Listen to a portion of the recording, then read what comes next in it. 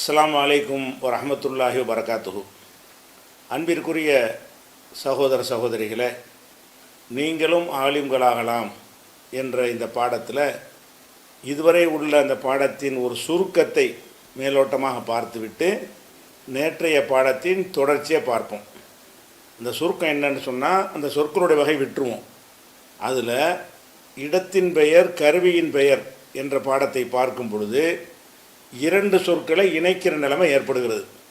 அதாவது மக்கன்னா இடம் வந்து இஸ்லாம்ட இணக்கம் ஏற்படுத்துது, இணக்கம் ஏற்படுத்தும் இடம் அப்படின்னு சொல்லும் பொழுது அப்படி தான் அந்த இடத்து பேரை உண்டாக்கணும், கருவி பேரை அப்படி தான் உண்டாக்கணும். 3 எழுத்து சொற்களுக்கு தான் அந்த ஒரு ஃபார்முலா இருக்குது.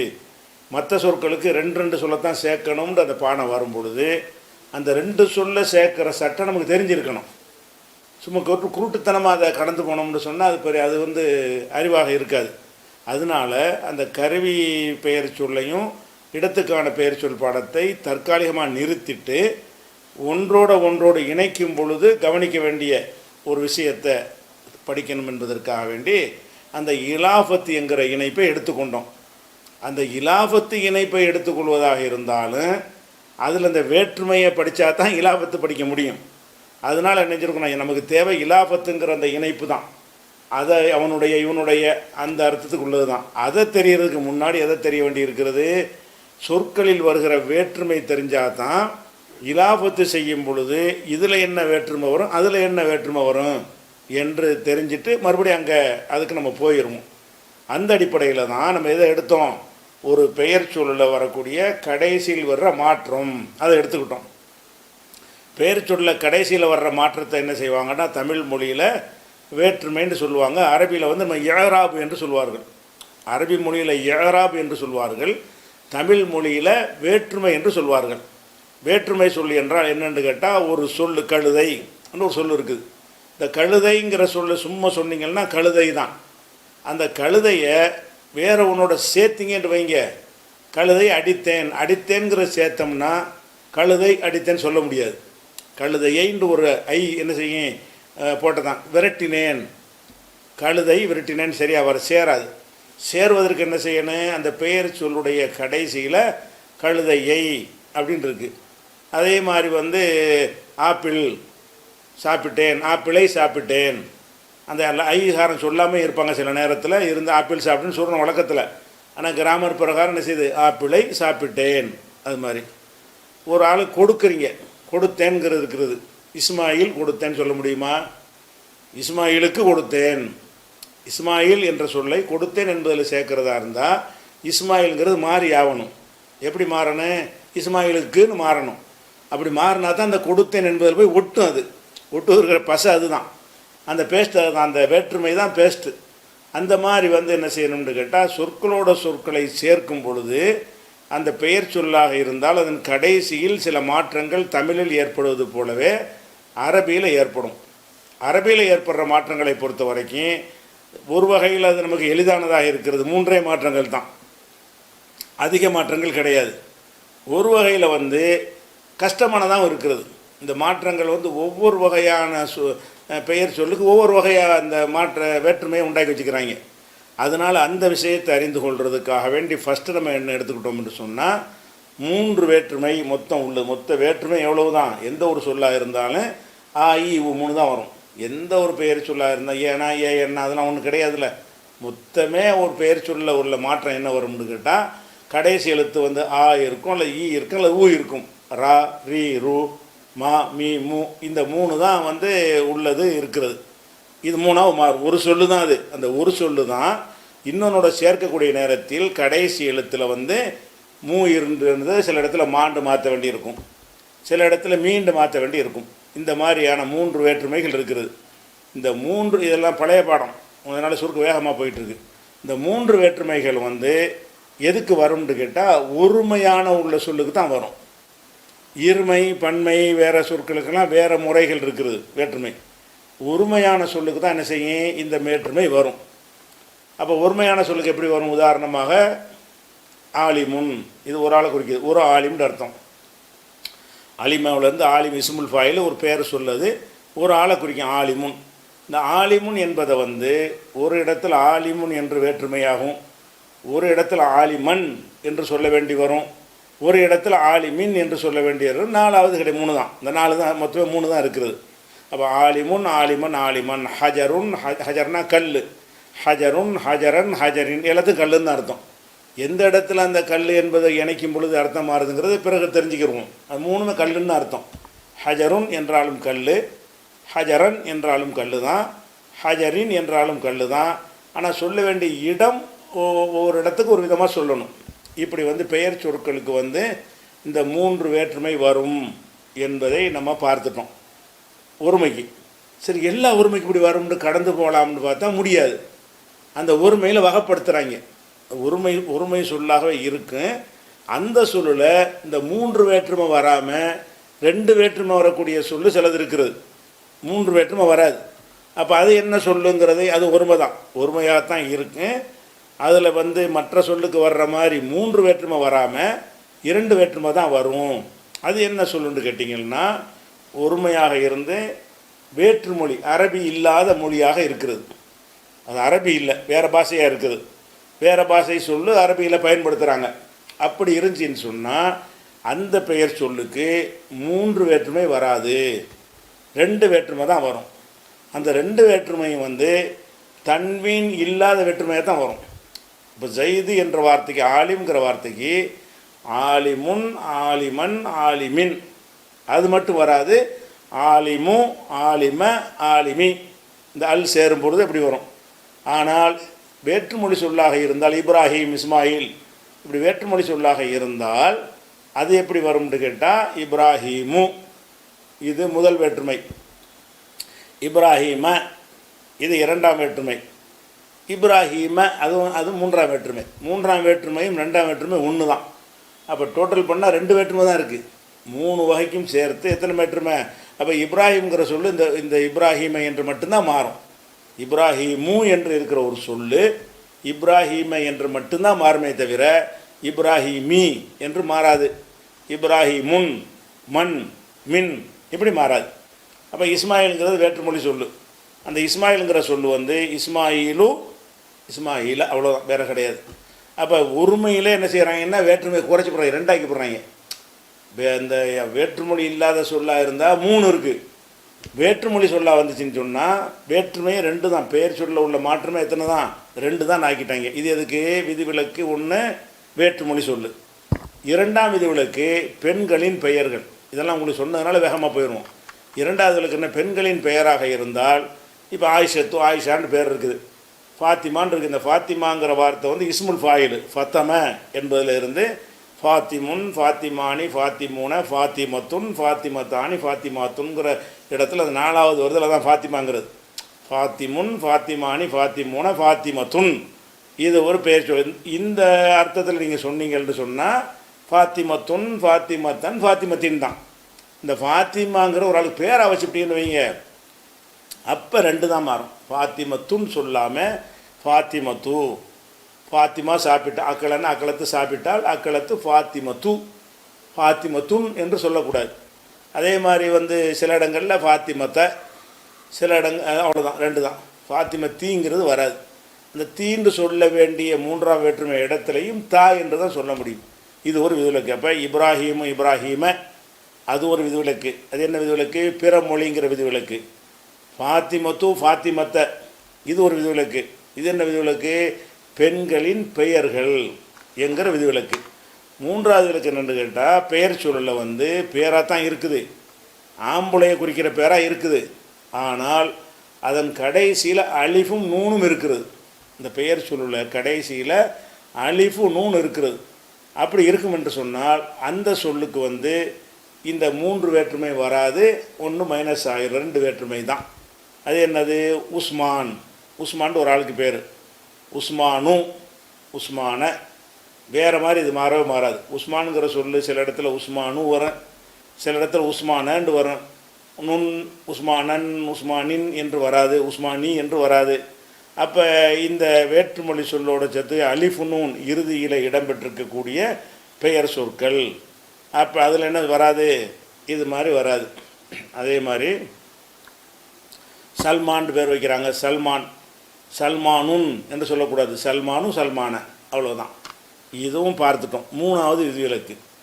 நாலாவது விதிவிலக்கு என்னென்னு கேட்டால், ஒரு பெயர் சொல்லாக இருக்கிறது, அது வந்து அஃபு அல என்கிற வடிவத்தில் இருக்கிறது. அதாவது வினை சொல் வடிவத்தில் வர்ற ஒரு பெயர் சொல்லாக இருக்குது. பேர் அது வந்து நம்ம அஃபு அலன்னு வினை சொல் வடிவம் பார்த்துருக்கோம்ல, அளவை என்பதை அஃபு அலன்னு மாத்திரங்கிறோம். அது என்னது? வினை சொல்லு. அப்போ வினை சொல்லுக்குரிய வடிவத்தை வந்து ஒரு பெயர் சொல் எடுக்குமையானால் அது வந்து பெயர் சொல்லுடைய இதில் கொஞ்சம் மட்டமாக போயிடுது. அதனால் அந்த மூன்று வேற்றுமே அது கொடுக்க முடியாது என்று கருதி என்ன செய்கிறாங்கன்னு கேட்டால், அஃபு அல என்ற அமைப்பில் ஒரு சொல் இருக்குமையானால், அஃபாலு என்று இருக்குமையானால் அந்த சொல்லுக்கு வந்து இதே மாதிரி தான் ரெண்டு தான் வரும். உதாரணமாக அகமது, ஒரு ஆளுக்கு பேர் அகமது, அகமத. அகமதுங்கிற சொல்ல எந்த இடத்துல வந்தாலும் அகமது சொல்லலாம், இல்லாட்டி அகமதன்னு சொல்ல வேண்டி இருக்குமே தவிர அகமதி என்று சொல்கிற ஒரு இடம் கிடையாது. அகமதுன், அகமதன், அகமதின் என்ற மூன்றும் கிடையாது. அப்போ அஃபாலு மூணாவது. நாலாவது விதிவிலக்கு அஃபாலுங்கிறது. அஞ்சாவது விதிவிலக்கு என்ன? ஃபு அலு, ஃபு அலு, ஒரு லம்மு, ஒரு ஃபத்தகு, ஒரு லம்மு, இந்த மாதிரி வரக்கூடியது. இந்த ஃபுஅலுங்கிறதுல வந்துச்சின்னு சொன்னால் அந்த பெயர், அது பெயர் சொல்லு, பெயர் சொல்லாக இருக்குது. அந்த பெயர் சொல்லாக இருந்துக்கிட்டு ஃபுஅலுன்ற மாதிரி இருக்கிறது. அப்படி இருந்தால் அந்த பெயர் சொல்லுக்கு வந்து மூன்று வேற்றுமை வராது. ஏற்கனவே ஒருமைக்கு உள்ள வேற்றுமை இருக்குல்ல, அது ஒருமையாக இது இருந்தாலும் ஒருமைக்கு உரிய மூன்று வேற்றுமையை கொடுக்காம ரெண்டு வேற்றுமையை கொடுப்பார்கள். அது என்னது? உமரு. உமருன்னு ஒரு ஆளுக்கு பேர் இருக்குது, சாபி இருந்தார்ல, உமரு. உமருன் வராது, உமரன், உமரின் வராது, உமரி என்பதும் வராது. உமரு, உமர. சில இடங்களில் உமருன் இருக்கும், சில இடங்களில் உமர என்று இருக்கும். இந்த இதெல்லாம் பாட சுருக்கம்.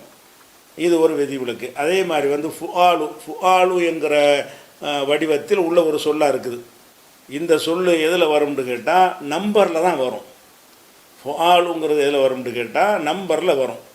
நம்பரில் எப்படி வரும்? அதாவது சலாசத்துனா 3, அதை மும்மூன்றுன்னு சொல்லுவோம்ல, 3 3 கொடு, 3 கொடுன்னு சொன்னால் ஒரு ஆள் கொடுத்துருவோம். 3 கொடுன்னா அவனுக்கு 3, அவனுக்கு 3, அவனுக்கு 3, அவனுக்கு 3 அப்படிங்கிற ஒவ்வொருத்தருக்கும் 3ங்கிறோம்ல. ஒவ்வொருத்தருக்கும் 3 அர்த்தத்துக்காக என்ன செய்வோம்னா 3 4 4 தமிழில் சொல்கிறோம்ல. அப்படி இல்லாமல் என்ன செய்கிறாங்கன்னா ஒரு ஸ்டைலை மாற்றி விட்டு சலாசத்து என்றால் 3, சுலாசி என்றால் 3, அர்பாத்தி என்றால் 4, ருபா என்றால் 4 4. இப்படி அதாவது ஃபுஆலுங்கிற ஒரு வடிவத்தில் வருமானால் அந்த சொற்களும் என்ன இருக்குது? விதிவிலக்கு இருக்குது. உங்களுக்கு அதுக்காக எல்லா நம்பரையும் கூட உங்களுக்கு போட்டு காட்டுறேன் பாருங்கள். உங்களுக்கு 2 நம்பர் தான் காட்டியிருக்கிறோம். இப்போ வந்து உங்களை அனைத்து நம்பரில் இது மாதிரி போட்டு காட்டுறேன். உதாரணமாக இப்போ சலாசத்துன் இருக்குது, சலாசத்துன் இருக்கா, இது சலாசத்துன் 3, அதை சுலாசுன்னு மாற்றுறோம், 3 சுலாசு, சுலாச, சுலாச, 3ஆகன்றதுக்கு அர்த்தம். அதே மாதிரி வந்து அர்பாத்துன் 4, ருபாவு என்றால் 4 4ஆக, 4 4ஆகன்ற அர்த்தம். ருபாவு, ருபா, ருபா தான். இதில் என்ன வராது? ருபாவுன்னு வராது, ருபான் வராது, ருபாயின் வராது. அது ஹம்சத்துன் இருக்கு. இந்த ஹம்சத்துன் என்ற சொல்ல வந்து ஹுமாசு, ஹம்சத்துன்னு 5, ஹுமாசுன்னா 5 5ஆக, ஹுமாச ஹுமாச அதில் வராது. அதே மாதிரி சித்தத்துண்டா 6, சுதாசுன்னா 6 6ஆக, சுதாசுன் வராது, சுதாசு சுதாச. சபாத்துன்னா 7, 7ல் வந்து சுபாவுன்னா 7 7ஆக, சுபாவு சுபா, அன் இன்னு கிடையாது.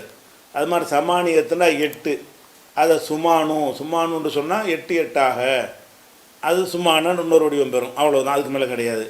அதே மாதிரி திசாத்துனா 9, 9ங்கிறது துசாவுன்னா 9 9ஆக, அது துசாண்டு வரும், அதுக்கு மேலே வராது. 2 தான். அசுரத்துன் என்றால் 10, உஷாரு என்றால் 10 10ஆக, உஷாரு உஷார. இந்த இவ்வளோ தான் ஃபுஆலுங்கிறது. ஃபுஆலுங்கிற வடிவத்தில் வந்தால் சொன்னோம்ல, இந்த ஃபுஆலு என்ற வடிவத்தில் முதல்ல சொன்ன பாடம் தான். 2 உதாரணம் காட்டினா எல்லா நம்பரும் உங்களுக்கு சொல்லிட்டோம், இந்த நம்பரில் தான் வரும். அப்போ ஃபுஆலு என்கிற ஒரு வடிவத்தில் இருக்குமேயானால், அதாவது எண்களில் இது வரும், வறுமையானால் அந்த சொல்லுக்கு என்ன செய்யக்கூடாதுன்னா 3 வேற்றுமையை கொடுக்கக்கூடாது. ஃபுஆலுன், ஃபுஆலன், ஃபுஆலின் என்று கொடுக்காம ஃபுஆலு ஃபுஆல, ருபாவு ருபா, ஹுமாசு ஹுமாச, இவ்வளோட நிப்பாட்டிக்கிறணும். இது ஒரு விஷயத்தை நம்ம பார்த்த படம் தான். உதாரணத்தை கொஞ்சம் கூட்டி காட்டுறோம், அவ்வளவுதான். அதுக்கடுத்து என்ன? மஃபாலு. மஃபாலுங்கிற வார்த்தை என்னென்னு கேட்டால் மஃபால் வந்து ரெண்டு மஃபால் இருக்குது. ஒன்று வந்து நம்பர் இல்லாமல் வரக்கூடிய மஃபால், வினை சொல்ல வரக்கூடிய மஃபால். இப்போ நசரண்டா உதவி செஞ்சான், உதவி செய்கிற இடம் மன்சருன் மஃபால்னு வருதில்ல, அது ஒரு மஃபால் தான். அதில் எல்லாமே வரும். மன்சருன், மன்சரன், மன்சரின் அதில் வரும். இந்த மஃபால் எதுக்கு வரும்னா நம்பரில் வர்ற மஃபால் இது. இந்த மஃபால் என்னது? மஃபாலுங்கிற அமைப்பு வந்து எண்களில் வரும்ல, எண்களில் மூணுங்கிறது சலாசத்து என்பதை மசலசு என்று சொல்வார்கள். இந்த நம்பரை மாற்றி சொல்கிறதுக்கு வரும். அதில் மஃபாலுன்னு மாற்றினாங்கன்னு சொன்னால் அதில் வந்து ரெண்டு தான் வரும், மஃபாலு மஃபால. இன்னொரு மஃபால் இருக்குது. அந்த மஃபால் என்னது? இஸ்முல் மக்கான். ஏற்கனவே படிச்சுட்டோம். நசரவுலேருந்து மன்சருன், தபகவுலேருந்து மத்துபகுன், அதில் வந்து மத்துபகுன், மத்துபகன், மத்பகன் எல்லாமே வரும். இந்த மஃபால் எதுக்குன்னு கேட்டால் எண்கள். எண்கள்னால் 2லேருந்து 10 வரைக்கும் உள்ள எண்கள் ரெண்டுக்கும் வரும். அது சுனாவுன்னு இல்லத்துறை எழுத்து இருக்கிறதுனால அது டிஃப்ரெண்ட்டாக வரும். அதனால் அது மட்டும் 3லேருந்து நான் சொல்கிறேன். 2க்கு தான் சட்டம்.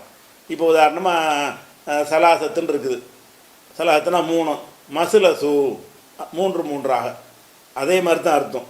எப்படி அந்த சுலாசுன்னு சொன்னோம்ல அதுவுக்கும் மசலதுன்னு சொல்கிறோம்ல அதுக்கும் ஒரே அர்த்தம் தான். சுலாசுன்றாலும் 3, மசலசுன்றாலும் 3. அப்போ மசலசுங்கிற வார்த்தைக்கு வந்து மசலசு மசலச, மசலசி கிடையாது, சுன்னும் கிடையாது. அறுபாத்து 4 இருக்குது. மர்போ என்றால் 4 மர்பா 2 தான் வரும். ஹம்சத்துலேருந்து மஹ்மஸு, சித்தத்துலேருந்து மஸ்து. சித்தத்து மட்டும் டிஃப்ரெண்ட்டாக வரும். அது எண்கள் பாடம் தனியாக நடத்துவோம். 6 என்பது மட்டும் என்ன செய்யும், அந்த அதில் மட்டும் 6 இருக்குது. அப்புறமேல என்ன செய்யும், தாளா மாறிக்கணும். மசு தசு மஸ் அப்படி வரணும். இது என்ன செய்யுது, சித்தத்து என்பதில் மட்டும் டிஃப்ரெண்ட்டாக வரும், மஸ்தஸ்ன்னு வரும். சபாத்திலேருந்து மஸ்பவு 7 சமானியத்திலேருந்து மசுமனு 8 திசத்திலேருந்து மத்சவு 9 அஷரத்துலேருந்து மாஷரு 10 அப்படின்னு வருது. அப்போ அஷரா மாஷரில் முஸ்லிமீன்லாம் சொல்கிறாங்களே 10 இருக்கிற கூட்டமேங்கிற மாதிரி தான் மாஷிர்லாம் சொல்கிறாங்க, அதில் உள்ள வார்த்தை. அப்போ அஷரா என்பதுலேருந்து மாஷர். அப்போ இது வந்து மஃபாலு என்கிற ஒரு வடிவம் எதில் வந்தால், அதாவது நம்பரில் வந்தால், நம்பர் இல்லாத சொல்லில் வந்தால் அது வந்து எல்லா 3 வேற்றுமை வரும். ஏற்கனவே முதல்ல படித்தோம்ல ஜெய்துன் ஜெய்தன், அதில் சேர்ந்துக்கிறது. நம்பரில் இந்த மாதிரி வடிவம் வந்துச்சுன்னு சொன்னால் அதுக்கு என்ன செய்ய மாட்டாங்க, 3 வேற்றுமை கொடுக்க மாட்டாங்க, 2 தான் கொடுப்பாங்க. இது வரைக்கும் நம்ம பார்த்துட்டோம். இதில் இன்னொரு விதிவிலக்கு, இதுக்கு அதாவது விதிவிலக்குக்கு விதிவிலக்கு. அதாவது ஏற்கனவே சொன்னது என்னென்னு கேட்டால் 3 எழுத்து சொற்களுக்கு, 3 எழுத்துல ஒருமையான சொற்களுக்கு வந்து 3 வேற்றுமை வரும். முதல்ல படிச்சிட்டோம். அந்த 3 வேற்றுமை வந்து சில வகைக்கு வராது, அதையும் படிச்சிட்டோம். வராதுன்னு சொன்னோம்ல, அதில் வரும்னு விதிவிலக்கு பண்ணுறாங்க. வராது தான், அதில் சிலதுக்கு வரும். எது வந்துடும், அதில் சேர்ந்துருக்குறாங்க. விதிவிலக்குக்கு விதிவிலக்கு. அதாவது ஏற்கனவே உள்ளது வந்து 3 வேற்றுமையிலிருந்து 1 குறைஞ்சி 2ஆக வரும்ல, அந்த விதிவிலக்கு. இந்த 2ஆக வர்ற சொற்கள்லையே சில சொற்கள் வந்து மறுபடியும் 3 ஆகிக்கிறோம். 3 வேற்றுமை வரும். வேற்றுமொழி சொல்லாதான் இருக்கும். வேற்றுமொழி சொல்லுலையே கொஞ்சம் சொல்லுக்கு வந்து அதுக்கு 3 வேற்றுமை வரும் அப்படின்னு வச்சுக்கிறாங்க. அது எதுக்கு வரும் என்று கேட்டால், உதாரணமாக வந்து அது ரெண்டு வகைக்கு அது அந்த வேற்றுமை வரும், வித்தியாசம் வரும், விதிவிலக்கு வரும். 1வது வேற்றுமொழி சொல்லாக இருக்குது. அந்த சொல்லில் 3 எழுத்து தான் இருக்குது. இப்ராஹிமில் 3 இருக்குது, இல்லை நிறைய எழுத்து இருக்குது. இஸ்மாயிலில் 3 இருக்குது, யாக்குபில் 3 இருக்குது, இல்லை நிறைய எழுத்து இருக்குது. அப்போ 3 எழுத்தில் சில சொற்கள் வரும் என்று சொன்னால் வேறு பாஷை சொல்லு, ஆனால் 3 எழுத்தாக இருக்குது. அதோட நடுவில் சுக்கூனும் இருக்க வேண்டும். நடுவில் இருக்கணும், சுக்கூனும் இருக்க வேண்டும். இப்படி இருந்தால் அந்த வேற்றுமொழி என்பதற்கு வந்து சாதாரண சொல்லுக்குரிய சட்டம் வந்துடும். இப்போ ஆலிமன் சொன்னீங்கல்ல, அதே மாதிரியே வேற்றுமொழி சொல்லையும் நீங்கள் சொல்லுவீங்க. அது என்ன உதாரணத்துக்கு சொல்வதாக இருந்தால், உங்களுக்கு இந்த குரானில் வர்ற ஒரு 4 சொல்ல காட்டுறேன். ஒரு நூகுங்கிற வார்த்தை குரானில் இருக்குது. இது அரபியா இல்லை, இது வேறு பாஷை. இது ஏன்னா எந்த நபிமார் பேரும் வேறு பாஷை தானே. எந்த நபியாக இருந்தாலும் வேறு மொழிக்கு தான் அனுப்பப்பட்டாங்க. அந்த அவங்க பாஷையில் ஏதோ ஒரு நல்ல அர்த்தமாக இருக்கும். அப்போ நூகுங்கிற வார்த்தைக்கு வந்து ஒரு நபியுடைய பேர், பிற மொழி சொல்லு. நம்ம ஏற்கனவே படித்த அந்த விதிவிலக்கு பிரகாரம் நூஹு நூஹ அப்படி தானே சொல்லணும். இதுக்கு அது கிடையாது. ஏன் கிடையாதுன்னா இது 3 எழுத்து சொல்லா போச்சு. வேற்றுமொழி சொல்லா இருந்தாலும் 3 எழுத்து சொல்லா வந்துருச்சுன்னு சொன்னால் நம்ம சொந்த மொழி சொல்லு மாதிரி அரபி மொழி சொல்லு மாதிரி ஆக்கிக்கணுங்கிறாங்க. அதோட வந்து நடுவில் சுக்குன் இருக்கணும். நடுவில் என்ன இருக்கணும்? சுக்குன் இருக்கணும். இப்போ பாருங்கள், நூஹுன் நூஹன் நூஹின் 3 மாதிரி நீ குரானில் பார்ப்பீங்க. குரானில் பார்த்தா கூட நூஹு என்கிறது இடம்பெற்ற குரான் ஹதீஸ் எதில் வந்தாலும் சரி நூஹுன்னு வரும் என்று சொன்னால் அது 3 வேற்றுமையோட தான் வரும். நூஹுன் என்று சிலது வரும், நூஹன் என்று சிலது வரும், நூஹின் என்று சிலது வருமே தவிர நூஹு நூஹ நூஹி தான் வரணும்னு கிடையாது. அப்போ வந்து இது அரபு மொழிக்கு உள்ள சட்டம் தான், இது வேற்றுமொழிக்கு உள்ள சட்டம் இல்லை. ஆனால் இது வேற்றுமொழியாக இருந்தாலும் இது 3 எழுத்தாகவும் வந்து நடுவில் சுக்கூனும் வந்து விட்டது என்று சொன்னால் அப்போ என்ன செய்வாங்கன்னு கேட்டால் அதில் வந்து எல்லாத்தையும் கொடுத்துருவாங்க, 3 வேற்றுமையும் கொடுத்துருவாங்க. அதே மாதிரி லூத்து நபின்னு நமக்கு, லூத்து ஒரு நபி தானே, அவர் ஒரு நபி, அவர் வேற்றுமொழி, அரபி கிடையாது. அப்போ லூத்துங்கிற வார்த்தைக்கு வந்து லூத்துன் நம்ம ஏற்கனவே படித்த சட்ட பிரகாரம் லூத்தை தான் சொல்லணும், நூஹை தான் சொல்லணும். ஏன்? இது பிறமொழி சொல்லு. ஆனால் பிறமொழி சொல்லுலையே என்ன வருதுன்னு கேட்டால் லூத்துன் என்று சொல்கிறோம்ல, அந்த லூத்துன் என்பதில் வந்து 3மே சொல்லலாம். லூத்துன் லூத்தன் லூத்தின் 3 விதமாகவும் குரானில் நீங்கள் பார்க்கலாம். அதே மாதிரி ஹூதுண்டு ஒரு நபி இருந்தாங்க. இந்த ஹூதுங்கிறதுக்கு வந்து அது வேற்றுமொழி தான். ஆனால் அதில் 3 எழுத்து இருக்குது, நடுவில் சுக்குன் இருக்கிறது. அப்போ என்ன ஆகும்? ஹூதுன் ஹூதன் ஹூதின் எல்லாம் வந்துடும். அந்த வேற்றுமொழிக்கு உள்ள விதிவிலக்கு உடைகிறது. இது வேற்றுமொழி இல்லைன்னு வந்துடும். அப்படின்னு சுருக்கமாக சொல்ல போனால் இதை வேற்றுமொழியாக கணக்கில் எடுத்துக்கொள்ள மாட்டோம், எங்கள் மொழியாக எடுத்துக்கிறோம்னு ஆக்கிட்டானுவோம்.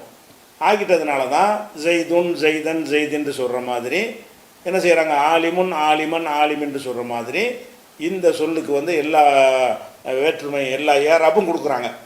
அதே மாதிரி ஆது சமூதுங்கிறோம்ல, சமூதில் வந்து வராது, சமூத 2 தான் வரும். ஆது ஒரு கூட்டம் தான். ஆது வரும்போது ஆதுன் ஆதன் ஆதின்ட்டு வரும். எதனால்? 3 எழுத்து இருக்குது. ஆதுன்ல ஐன் இருக்குது, தால் இருக்குது, இந்த அலிஃப் நீட்டி வரும், அது சுக்குன் தான். அது 3 எழுத்து சொல்லாக இருந்து நடுவில் சுக்குன் இருக்கிற காரணத்தினால ஆதுங்கிறது அரபு மொழி கிடையாது. ஆனால் ஆதுன் ஆதன் ஆதின், அப்போ இது அந்த விதிவிலக்கில் இருந்து வரக்கூடிய ஒரு விதிவிலக்கு. சரியா? அது போக இதில் இன்னொரு இதில் ஒரு கூடுதலான ஒரு சட்டம் இருக்குது. என்ன சட்டம்னு கேட்டால், இப்போ மிஸ்ருன்னு இருக்குல்ல, மிஸ்ருங்கிற வார்த்தையை வந்து மிஸ்ரு பட்டணம்லாம் சொல்லுவாங்கல்ல. மிஸ்ருன்னா இது எகிப்துடைய பேர் வந்து மிஸ்ரு தான். அது இங்கிலீஷ்காரன் அதை ஈஜிப்ட்னு சொல்லிட்டா கூட அந்த எகிப்துங்கிற நகரம் இருக்குது இல்லையா, எகிப்துங்கிற பேர் நகரம், அந்த எகிப்து நாடுக்கு இல்லை, எகிப்துங்கிற அந்த நகரம் இருக்கு இல்லையா, நகரத்துக்கு பேர் என்னென்னு கேட்டால் அரபியில் மிஸ்ர். இன்றைக்கி வரைக்கும் மிஸ்ர் தான், அவங்க மாற்றலை. இங்கிலீஷில் சொல்லும்போது ஈஜிப்ட்னு சொல்லிக்கிறவாங்களே தவிர அரபியில் அந்த நகரத்துக்கு பேர் என்னது? மிஸ்ர் தான். அந்த நகரத்துக்கு பேர் மிஸ்ருன்னு வச்சுட்டாங்க. அப்போ மிஸ்ரில் வந்து என்ன வரணும்? 3 எழுத்து இருக்குது. மிஸ்ருன்ற பேர் அரபியா இருக்க முடியாது. ஏன் முடியாதுங்கிறோம்? இது மூசா நபி காலத்தில் ஃபிரௌன் காலத்திலேயே ஃபிரௌன்னு இந்த வார்த்தை யூஸ் பண்ணியிருக்கிறான். அவன் அரபிக்காரனாவன். இந்த மிஸ்ருங்கிற சொல்லை வந்து யார் பயன்படுத்தியிருக்கா? ஃபிரௌனே பயன்படுத்தியிருக்கிறான். அப்போ ஃபிரௌன் பயன்படுத்தியிருந்தான்னா அவன் அரபியில் சொல்லியிருக்க மாட்டான். அப்போ வந்து வேறு மொழி சொல்லுது. ஆனால் அரபு மொழியிலும் இந்த சொல் இருக்குது, நல்லா கவனிக்கணும். அதாவது மிஸ்ருங்கிற சொல் வந்து பிறமொழி சொல்லு, ஏதோ ஒரு பாஷையில் அப்ரானி ஹிப்ரு மொழி ஏதோ ஒரு பாஷையில் அதுக்கு அந்த ஊருக்கு பேரை வச்சு விட்டாங்க. அது நமக்கு தெரியலை. இப்போ நீங்கள் படித்த இந்த சட்ட பிரகாரம் எப்படி சொல்லணும் என்று கேட்டால் மிஸ்ருன் மிஸ்ரன் மிஸ்ரின் என்று சொல்லணும். ஆனால் குரானில் இந்த மிஸ்ரு என்பது இந்த எகிப்தை குறிக்க வரும் பொழுது 4 இடத்துல இந்த எகிப்தை குறித்து சொல்லப்படுது. ஒரு இடத்துல கூட இந்த ரூன் வரல, 3 வேற்றுமை வரல. குரானில் வரக்கூடிய அந்த மிஸ்ரு என்பதை மிஸ்ர. ஆனால் இப்போ நம்ம நூஹு மாதிரி சொல்கிறதா எப்படி சொல்லணும்? நூஹன் நூஹின் நூஹுன் 3 சொல்கிறோம்ல, அந்த மாதிரி சொல்வதாக இருந்தால் மிஸ்ருன் மிஸ்ரன் மிஸ்ரின் அப்படி தானே சொல்லணும். அப்படி சொல்லாமல் என்ன செய்கிறாங்கன்னா அந்த மிஸ்ருங்கிற சொல்ல மட்டும் இல்லை, இது மாதிரி சில சொல் இருக்குது. மிஸ்ர் மாதிரி உள்ள சொற்களை மட்டும் என்ன செய்வாங்கன்னு கேட்டால் இந்த 3 எழுத்து சலுகை படி இது இருந்தாலும் இதை வந்து வேற்று மொழியாகவே பார்ப்பாங்க. எதனால் அப்படி பார்க்குறாங்கன்னு கேட்டால், இதே சொல்லு அரபியில் இருக்குது மிஸ்ருங்கிறது. அதுக்கு அர்த்தம் ஊருன்ற அர்த்தம். மிஸ்ருன்னா நகரம். இப்போ நகரத்தை குறிக்கிறதா ஊரை குறிக்கிற கன்ஃபியூஸ் ஆகி போயிரும்ல. மிஸ்ருங்கிற சொல்லு வந்து வேற்றுமொழி சொல்லு. அரபியில் இருக்குதான்னு கேட்டால் அரபியில் இருக்குது. என்ன அர்த்தத்தில் இருக்குது?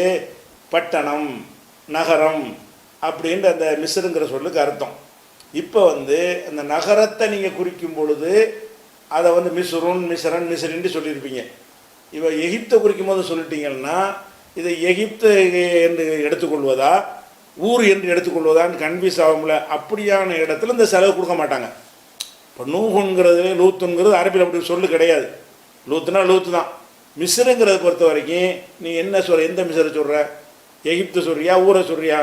ஒரு ஊருங்கிற அர்த்தத்தில் பேசுகிறியா, எகிப்துங்கிற அர்த்தத்தில் பேசுகிறியான்னு கேட்போம்ல. அப்படி வறுமையானால் அந்த குழப்பத்தை தவிர்ப்பதற்காக என்ன செய்வாங்கன்னு கேட்டால், அது 3 எழுத்தாக இருந்தாலும் நடுவில் சுக்கூன் இருந்தாலும் நூஹு லூத்து மாதிரி இதை பயன்படுத்தலாம் என்று இருந்தாலும் இந்த மிஸ்ருங்கிற சொல் அரபியிலையும் இருக்கிற காரணத்தினால் அந்த அர்த்தத்தில் நம்ம யூஸ் பண்ணுறோமா அல்லது வேற்றுமொழி யூஸ் பண்ணுறோமான்னு வந்து மக்களுக்கு தெளிவுபடுத்த வேண்டிய அவசியம் வந்துடுது, வேறுபடுத்துகிற அவசியம். அதுக்காக என்ன செய்வாங்கன்னு கேட்டால், அந்த மிஸ்ருங்கிற வார்த்தைக்கு வந்து இந்த 3 எழுத்து மிஸ்ருங்கிற வார்த்தையில் மிஸ்ர் மாதிரி 3 எழுத்து சொல்லாக இருக்குது. அதே சொல் அப்படியே அரபிலையும் இருக்குது, அது வேறு அர்த்தத்துக்கு இருக்குது. அப்படி இருக்கும் என்று சொன்னால் அந்த 3 எழுத்து சொல்லுக்கு என்ன செய்யக்கூடாது? இந்த 3 எழுத்து நடுவில் வர்றதுக்குரிய இதை கொடுக்கக்கூடாது. உதாரணத்துக்கு பார்த்தீங்கன்னா இந்த உங்களுக்கு டிஸ்பிளே போடுறோம் பாருங்களேன். அதாவது எகிப்துங்கிற பொருளில் நீங்கள் பயன்படுத்தினீங்கன்னு சொன்னால் மிஸ்ரு, மிஸ்ர, மிஸ்ர, இந்த முதல் 3 கட்டத்தில் போட்டிருக்கோம்ல, மிஸ்ரு, மிஸ்ர, இது என்னது? இதுக்கு என்ன அர்த்தம்? எகிப்துன்ற அர்த்தம். மிஸ்ரு, மிஸ்ர, மிஸ்ர 2 தான் வரும். அது ஊருன்ற அர்த்தத்தில் பயன்படுத்தினீங்கன்னா மிஸ்ருன், மிஸ்ரன், மிஸ்ரின், மிஸ்ருன், மிஸ்ரன், மிஸ்ரி. அப்போ இது அரபியில் இந்த சொல் இருக்குது. சில சொல் அப்படின்னு இருக்கும்ல, சில சொற்கள் வந்து தமிழ்லையும் இருக்கும், இதே சொல்லு இங்கிலீஷில் வச்சுருப்பானுவோம். அப்போ வந்து 2 சொல் இருக்கும்போது என்ன செய்ய, டிஃப்ரெண்ட் படுத்தி காட்டணுமா இல்லையா? அதனால் என்ன செய்கிறாங்கன்னு கேட்டால், மிஸ்ருங்கிற வார்த்தையை வந்து குரானில் வந்து எகிப்தை குறிக்க பயன்படுத்தும் பொழுதெல்லாம் தன்மீன் வச்சு சொல்லப்படலை. நீங்கள் உதாரணம் தெரிந்து கொள்வதாக இருந்தால் இந்த 4 வசனம் நீங்கள் குரானில் எடுத்து பார்த்துக்கிறங்க. 12:21 21ல் மிஸ்ரன்ட்டு தான் வந்திருக்குது. 12:21 என்ன வரல? மிஸ்ரன் என்று வரல. அலிஃப்லாம் இல்லாட்டி ரன் தானே வரணும், மிஸ்ரன் என்று வரல. அதே மாதிரி 12:99 உதுகுலு மிஸ்ர, மிஸ்ருக்குள் நுழையுங்கள், மிஸ்ரண்டா எகிப்தில் நுழையுங்கள், அதில் மிஸ்ரன் என்று வரணும், அரபியா இருக்குமேயானால். ஆனால் எப்படி வந்திருக்கு? மிஸ்ர என்று வந்திருக்குது. அது மாதிரி 43:51 முல்கு மிஸ்ர, ஃபிரௌன் சொல்கிறான் அலைசலி முல்கு மிஸ்ர, இந்த மிஸ்ருடைய ஆட்சி எனக்கு இல்லையா அப்படின்னு அவன் சொல்லுவான். அப்போ வந்து மிஸ்ருங்கிறது வந்து என்னவா இருக்குது? பெரிய நகரம்ங்கிற அர்த்தமா, அந்த ஊர் அர்த்தமா? அந்த ஊர் தான் அர்த்தம். அதே மாதிரி வந்து மூசா நபிக்கு அல்லாஹ் சொல்லுவான், அவனுடைய சமுதாயத்தை மிஸ்ரில் கூடி அமர்த்து அப்படின்னு சொல்லும்போது பி மிஸ்ர, இந்த 4 என்ன வருதுன்னு கேட்டால், மிஸ்ரன் என்று வர இடத்துல மிஸ்ரன் வந்திருக்குது, மிஸ்ரின் என்று வர்ற இடத்துல மிஸ்ரன் வந்திருக்குது. என்ன வரல? மிஸ்ரி வரல. அப்போ ஏன் இப்படி வந்திருக்கு? 3 எழுத்தானே இருக்குது என்று கேட்டால், இதே சொல்லு அரபியிலையும் இருக்கிறது, அதுக்கு வேறு அர்த்தம் இருக்காது, ஊரை குறிக்காது. மிஸ்ரி என்றால் பெரிய நகரம், மிஸ்ர் பட்டணம், மிஸ்ர்னா ஒரு பட்டணம் என்ற மதீனாங்கிற சொல்லு மாதிரி அப்படிங்கிற அர்த்தம் இருக்குது. அந்த மாதிரி ஒரு இடத்துல குரானில் இருக்குது. இந்த இருக்குல்ல 2:21 எடுத்துக்கிட்டீங்கன்னு சொன்னால் எஹிபித்து மிஸ்ரன், இங்கே மட்டும்தான் ரன் வந்திருக்கு பாருங்க. 2:21 எஹிபித்து மிஸ்ரன், இதில் எகிப்து அர்த்தம் செய்யக்கூடாது. எகிப்து தங்குங்கள், மிஸ்ரன் ஏதோ ஒரு நகரத்தில் தங்குங்கள். இப்போ மூசா நபி சமுதாயத்தில் உள்ளவங்க வந்து நாடோடிகளாக சுற்றிட்டு திரிகிறாங்க. மூசா நபியோட அல்லாஹ் வந்து ஒரு தண்டனைக்காக என்ன செஞ்சுட்டான், அவங்கள நாடோடிகளை சமுதாயமாக ஆக்கிட்டான். ஆக்கும்போது என்ன செய்கிறது, அந்த உணவுக்கெல்லாம் கூட கஷ்டப்படுவாங்கன்னு சொல்லி அவங்களுக்கு இந்த மண் செல்வா வாகாயத்துலேருந்து உணவை இறக்கி தின்றுட்டு சுற்றிட்டு இருக்கிறாங்களான்ட்டு எல்லாம் அனுப்பி விட்டுருந்தான். அவங்க என்ன செஞ்சாங்க, எங்களுக்கு இதெல்லாம் வேண்டியதில்லை, எங்களுக்கு வெள்ளரிக்காய் பூண்டு வெங்காயம் இந்த மாதிரி வேணும், பருப்பு இதெல்லாம் தேவைப்படும்னு கேட்கும் பொழுது, அப்படி வேணுமாக இருந்தால் இஹ்பித்து மிஸ்ரன், அப்போ ஒரு ஊரில் தங்கு என்று என்ன செய்வான் அல்லாஹ் சொல்லுவான். அப்போ ஒரு ஊரில் தங்குன்னு சொல்லும் பொழுது அந்த இடத்துல வர்ற வார்த்தை என்ன? இஹ்பித்து மிஸ்ரன், மிஸ்ரில் தங்குங்கள். இப்போ இதனுடைய ஒரு தொடர்ச்சி இன்ஷா அல்லாஹ் நாளைக்கு பார்ப்போம். இந்த இஹ்பித்து மிஸ்ரன்கிறத நாளைக்கு பார்ப்போம் தொடர்ச்சி.